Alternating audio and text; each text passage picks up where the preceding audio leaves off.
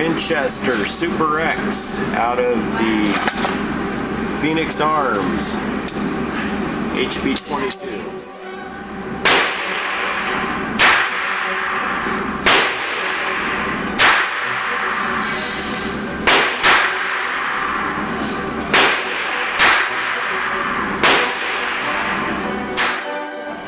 That's the first time I ever shot through without interruption with the Winchester.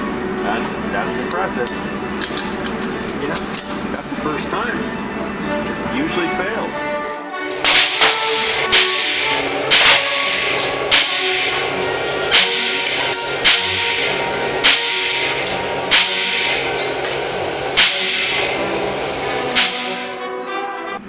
Rounds with Winchester Super X. That's unprecedented. We've never had 10 rounds feed through a semi-automatic of the Winchester Super X.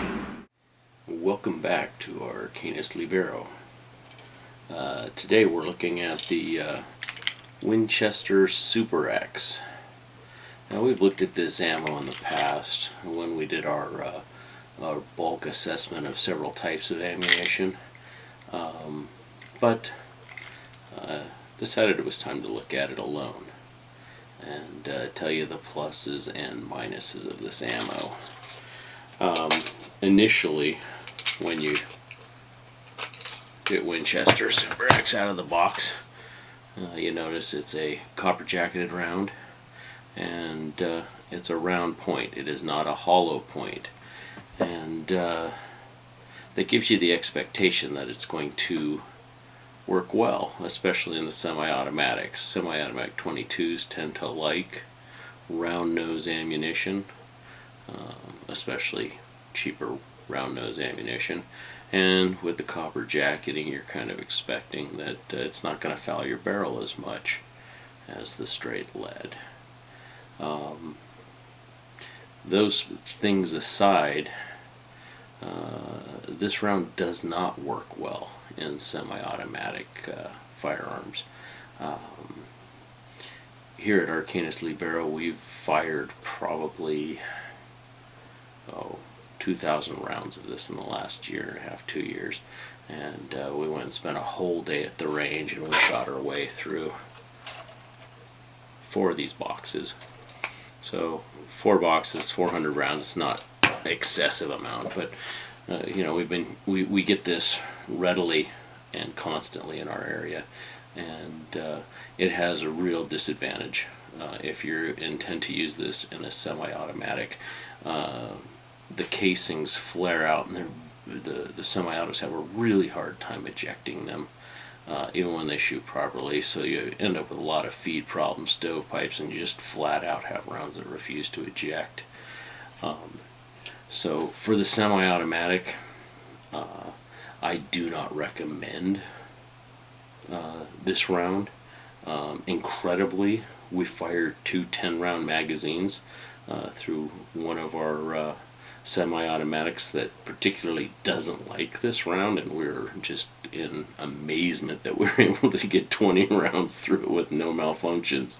But the funny thing is, we rolled into the next magazine and every single round had a problem. We had trouble with feeds, we had trouble with firing, we had trouble with stovepipes.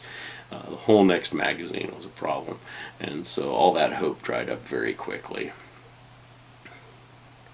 The advantages of this round, though, and what it's good for, it works really well in our revolvers, our bolt action rifles, and our lever action rifles.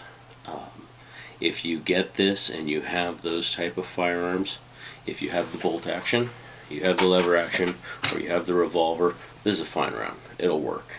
It'll do the job. It's a decent. It's got decent speed.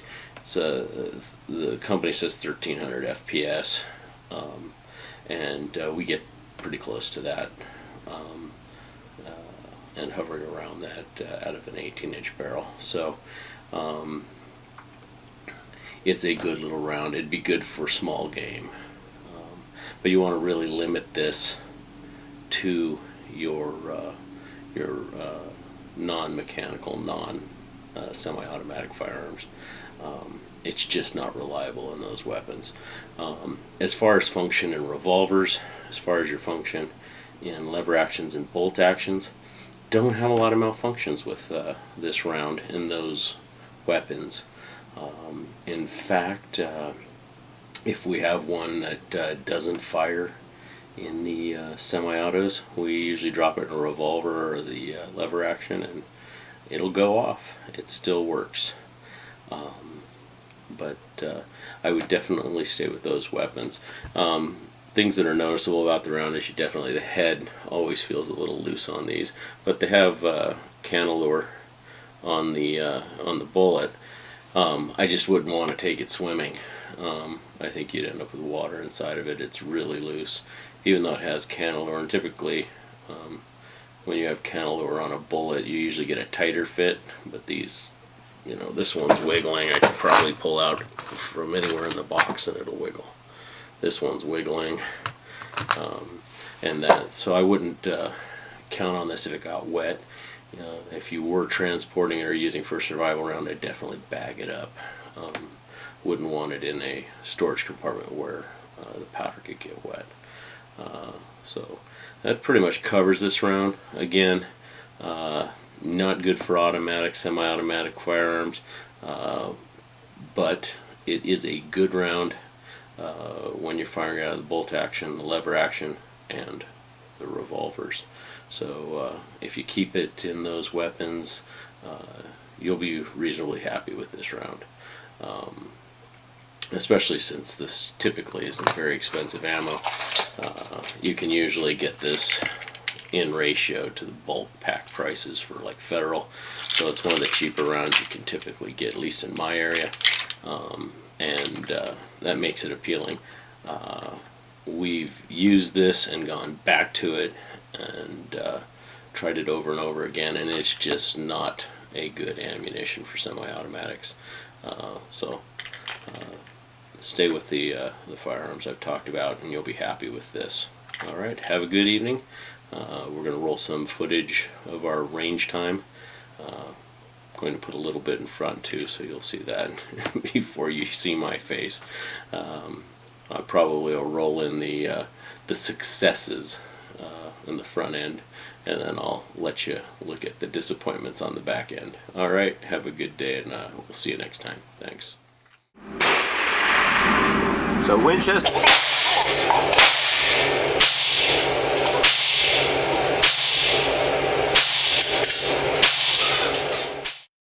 Phoenix Arms, the Winchester Super X.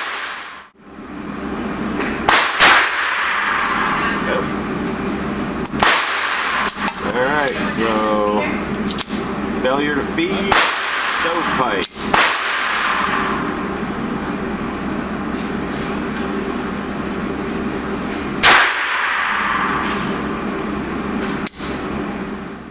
So we got the $10 multi-tool kit from Walmart my kids gave me. Let's see if I can clean it out.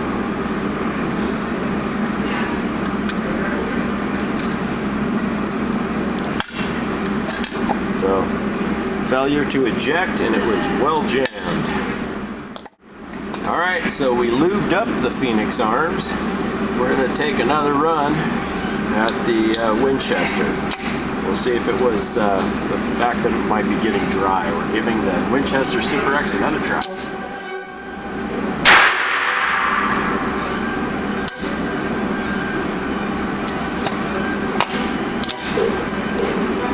That's fit. Alright, try it again.